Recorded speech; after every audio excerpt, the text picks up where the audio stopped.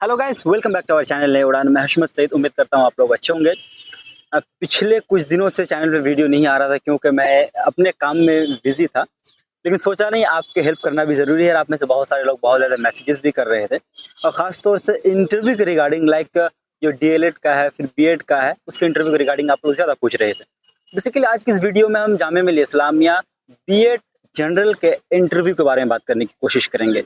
जो अगर आपने रिटन एग्जाम निकाल लिया है, तब इंटरव्यू फेस करना आपको अगले 2 दिन 3 दिन में, तो क्या क्या चांसेस हैं, किस तरह के क्वेश्चंस बनते हैं, फिर किस तरह के क्वेश्चंस आपको फेस करने पड़ते हैं गाइस।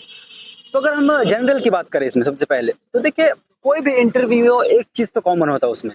उसमें क्या आपकी पर्सनैलिटी, आपकी बॉडी लैंग्वेज, ये तो मैटर करता ही है। जो आप किस तरह के ड्रेसेस पहन के जा रहे हैं, अब जो वहाँ पे इंटरव्यूअर हैं उनके सामने बैठेंगे तो आपका बॉडी लैंग्वेज किस तरह है, कि आप नर्वस हो रहे हैं, जब उसको आप आंसर कर रहे हैं तो क्या आई कांटेक्ट आपका हो रहा है कि नहीं, अकॉर्डिंग टू वर्ड आपका जो आपका बॉडी लैंग्वेज है वो मूव हो रहा है नहीं, ये बहुत ज़्यादा इंपॉर्टेंट है, पहली चीज़।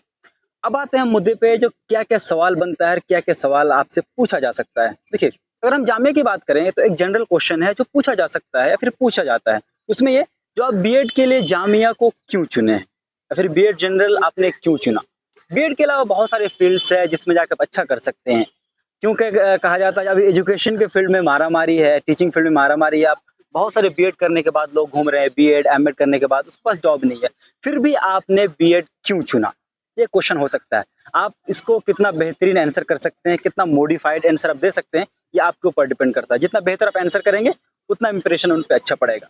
उसके बाद आते हैं हम, जो ज़्यादातर जनरल में अगर क्वेश्चन की बात करें तो आपका सब्जेक्ट से रिलेटेड सवाल ज़्यादा होता है। सब्जेक्ट से रिलेटेड मतलब, मान लीजिए आपने बैचलर किया, बैचलर में जो जो सब्जेक्ट्स था आपका, उसमें आपकी अच्छी पकड़ होनी चाहिए। जितने भी सब्जेक्ट्स थे, आप चाहे आप बीएससी से आ रहे हो, आप बीकॉम से आ रहे हो या फिर बीए से आ रहे हो, ठीक है, बीए में किसी भी सब्जेक्ट से आ रहे हो, तो जो सब्जेक्ट्स है उसमें बेहतरीन पकड़ होनी चाहिए आपकी। उसी तरीके से जो सब्सिडरी पेपर था आपका, फिर जामिया में सीबीसीएस पेपर एक होता है, उसमें आपकी अच्छी पकड़ होनी चाहिए। कई बार आपको सीबीसीएस पेपर से रिलेटेड सवाल पूछ दिया जा सकता है। मान लीजिए आपने लिए बीटीटीएम, पूछ दिया जाएगा आपको बीटीटीएम आपने क्यों लिया था, आपको वहाँ पे आंसर देना पड़ेगा, हाँ हमने इसलिए लिया था। ऐसा नहीं है कहीं सीट खाली नहीं मिला, वहाँ पे सीट खाली मिला, हमने जाके बीटीटीएम ले लिया, ठीक है, ऐसा नहीं है। क्योंकि जो आपके इंटरव्यूअर्स होते हैं उसमें एक तरह से साइकोलॉजिस्ट भी होते हैं जो आपके बॉडी लैंग्वेज को पढ़ते हैं, आपके अंदर क्या टीचर वाली क्वालिटीज है या नहीं, वो ये चीज़ देखने की कोशिश करते हैं बेसिकली। क्योंकि ऑब्वियस सी बात, आप टीचिंग फील्ड में जा रहे हो और एक अच्छा टीचर वही हो सकता है जो एक अच्छा एक्सप्लेनर हो, चीज़ों को ऑब्जर्व अच्छा कर सके, ठीक है। तो ये सारी चीज़ें आपकी अच्छी पकड़ होनी चाहिए। ऐसा नहीं है यूपीएससी की तरह कुछ ज़्यादा ही डीप सवाल होगा आपसे, नहीं, बस आपका पर्सनैलिटी चेक होगा उसमें। आप जिस सब्जेक्ट्स के लिए अप्लाई किए हैं, फिर जिस सब्जेक्ट्स आप पढ़ के आए उसमें कितने आप महारत रखते हैं, ठीक है, उस पर आपका फोकस होगा।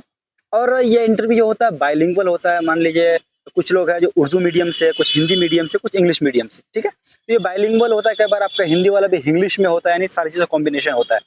क्योंकि जो स्टूडेंट्स हैं जो जिन्होंने बीएड का इंटरव्यू क्रैक किया, उनसे मैंने ऑफिशियली बात करने की कोशिश की। ऑन कैमरा बात नहीं किया उन्होंने, किसी रीज़न से, ऑफ कैमरे मैंने उनसे बात की, तो उन्होंने जो चीज़ें बताई मुझे, जो चीज़ आपको पकड़ रखनी है, वो ये सारी चीज़ें हैं जो मैंने बताई आपको।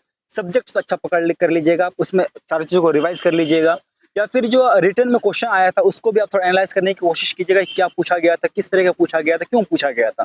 उस तरीके से टीचिंग फील्ड में आप आना चाह रहे हैं तो क्यों आ रहे हैं, आपके अंदर वो टीचिंग वाली क्वालिटी है या नहीं है, बीएड क्यों चुन रहे हैं, आप दूसरे सब्जेक्ट्स क्यों नहीं चुन रहे हैं, आपने जामिया को क्यों चुना, अदर यूनिवर्सिटीज़ क्यों ना चुना। इस तरह के सवालात जो है वो बन सकते हैं। इन तमाम सवालों को आपको नज़र में रखने की ज़रूरत है। उम्मीद करता हूँ इंटरव्यू को लेकर जो कुछ आप परेशान थे, इस वीडियो से थोड़ा बहुत हेल्प हुआ होगा और आपके अंदर वो कॉन्फिडेंस आया होगा। बस हाँ, इंटरव्यू हॉल में जाएंगे तो बी कॉन्फिडेंट, ऐसा नहीं लगे आप नर्वस होकर आए हैं, आप डर रहे हैं। कई बार होता है नर्वसनेस में जो आंसर आपको पता है वो भी भूल जाते हैं आप, तो वहाँ पे कॉन्फिडेंट होकर आपको बैठना है। किसी सवाल का अगर आपको जवाब नहीं भी आता है तो आप वहाँ पे सिंपली आप सॉरी कर सकते हैं, या फिर आप ये बता सकते हैं इसका आंसर मुझे पता नहीं, या फिर अभी दिमाग में नहीं आ रहा, इस तरह मगर विद कॉन्फिडेंट। ओके, अगर वीडियो अच्छी लगे तो वीडियो को लाइक कर लीजिए। चैनल को अभी तक अगर आपने सब्सक्राइब नहीं किया है तो चैनल को सब्सक्राइब कर लीजिए और बेल आइकन को ऑन कर लीजिए। नेक्स्ट इन्फॉर्मेशन के साथ हम मिलेंगे बहुत जल्द नेक्स्ट वीडियो में। Thank you so much.